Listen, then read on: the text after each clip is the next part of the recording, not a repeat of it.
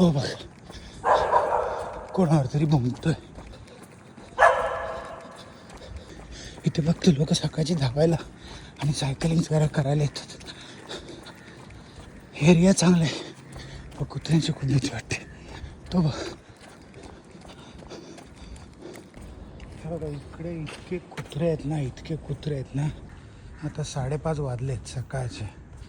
हे बघा खूप कुत्रे आहेत इकडे. ही जागा पूर्ण कुत्र्याने भरलेली आहे. बघतोय माझ्याकडे.